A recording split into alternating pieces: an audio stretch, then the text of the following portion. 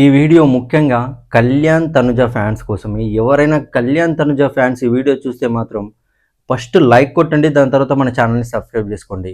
అయితే వాళ్ళు బీబీ ఉత్సవంకి వస్తున్నారా లేదా అన్నది ఈ వీడియోలో ఫుల్ క్లారిటీ ఇస్తాను. ఆ ఉత్సవంలో ఏమేమి జరిగిందో కూడా మొత్తం చెప్తాను. ఈ వీడియోని లాస్ట్ వరకు చూడండి. అలాగే కళ్యాణ్ తనుజ పైన నెగిటివ్ చేసే వాళ్ళకు కూడా, వాళ్ళ గురించి వీడియో చేస్తే బ్యాడ్ కామెంట్స్ పెట్టే వాళ్ళకు కూడా ఈ వీడియోలో ఫుల్ క్లారిటీ ఇద్దాం అనుకుంటున్నాను. లాస్ట్ వరకు చూడండి. ఫస్ట్ కళ్యాణ్ తనుజ గురించి నెగిటివ్ కామెంట్స్ పెట్టే వాళ్ళకు చెప్పాలనుకుంటున్నాను.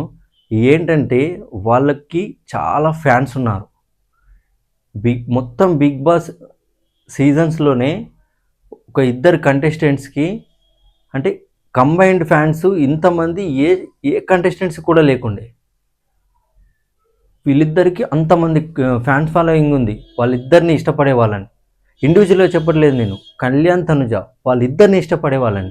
అండ్ ఇంకోటి, వాళ్ళిద్దరిని కూడా దురుద్దేశంతో ఇష్టపడే వాళ్ళు కాదు. వాళ్ళది ప్యూర్ ఫ్రెండ్షిప్ అని తెలుసు అందరికీ. ఆ ఫ్రెండ్షిప్ న్యాచురల్ బాండ్. అండ్ ఇంకేమంటారు, వాళ్ళు ఎక్కడ కూడా గేమ్ కోసం అలా ఆడట్లేదు. అండ్ బయటకు వచ్చిన తర్వాత కూడా వాళ్ళు ఎంతో న్యాచురల్గా బాగుంటున్నారు. వాళ్ళ ఫ్రెండ్షిప్ అంత బాగుంది. సంక్రాంతి ఈవెంట్లో కూడా తనుజ కళ్యాణ్కి ఒక గిఫ్ట్ ఇచ్చిందంట. అది షోలో టెలికాస్ట్ చేయలేరు కానీ గిఫ్ట్ ఇచ్చిందంట. చూడు, అంత మంచి బ్రాండ్ ఏమంటారు బాండ్ ఉంది వాళ్ళది. వాళ్ళపైన వీడియోస్ చేస్తే వాళ్ళు బీబీ జోడీకి వస్తున్నారా, లేదంటే ఇంకేదైనా షో అటెండ్ అవుతున్నారా, వాళ్ళ గురించి ఇన్ఫర్మేషన్ ఇస్తూ ఉంటే కొందరు బ్యాడ్ కామెంట్స్ పెడుతున్నారు. మీరు నచ్చకపోతే వీడియో చూడకండి, అంతేగాని బ్యాడ్ కామెంట్స్ ఎందుకు పెడుతున్నారు? ఇప్పటి నుంచైనా బ్యాడ్ కామెంట్స్ ఆపేయండి. వాళ్ళకు నచ్చిన వాళ్ళు, వాళ్ళంటే ఇష్టపడే వాళ్ళు చూస్తారు కదా వీడియో. నచ్చని వాళ్ళ కోసం కాదు వీడియో చేసేది. అది గైస్, అదొకటి చెప్పాలనుకున్నాను, చెప్పేశాను. నెక్స్ట్, కళ్యాణ్ తనుజ బీబీ ఉత్సవంకు వచ్చారు. షూటింగ్ స్టార్ట్ అయింది. వాళ్ళు చుట్టమల్లి దేవర సాంగ్ ఉంది కదా, దేవర సినిమాలో, ఆ సాంగ్కి కూడా పర్ఫామ్ చేశారంట. అండ్ ఇంకోటి ఏంటంటే కళ్యాణ్ తనుజకి గిఫ్ట్ ఇచ్చాడంట. మరి ఇదేం గిఫ్ట్ అనేది మనం షో టెలికాస్ట్ అయినప్పుడు చూద్దాము. అండ్ ఇంకోటి ఏంటంటే షో ఉగాది రోజు టెలికాస్ట్ అవుతుంది. చాలా అంటే చాలా సూపర్గా ప్లాన్ చేశారు షో మాత్రం. ఇదే షోలో అసలు బాండ్ ఎవరిది ఆడియన్స్లోకి వెళ్ళింది, న్యాచురల్ బాండ్, ప్యూర్ బాండ్ అని అక్కడున్న ఆడియన్స్తోని పోల్ పెట్టారంట. అందులో 100కి 100 కళ్యాణ్ తనుజకి వచ్చిందంట. నెక్స్ట్ డిమాండ్ రితుకు 80%. అండ్ భరణి గారికి, సుమన్ శెట్టి అన్నకి 80%. సంజన అండ్ ఇమాన్యుయల్కి 75%. ఇలా వచ్చిందంట. ఓన్లీ కళ్యాణ్ తనుజకి 100కి 100% వచ్చింది. వీళ్ళిద్దరికి ఎందుకు వచ్చిందో చెప్పన్నా. వాళ్ళిద్దరి సైడ్ నుంచి కూడా బ్యాలెన్సింగ్గా ఫ్రెండ్షిప్ ఉంది.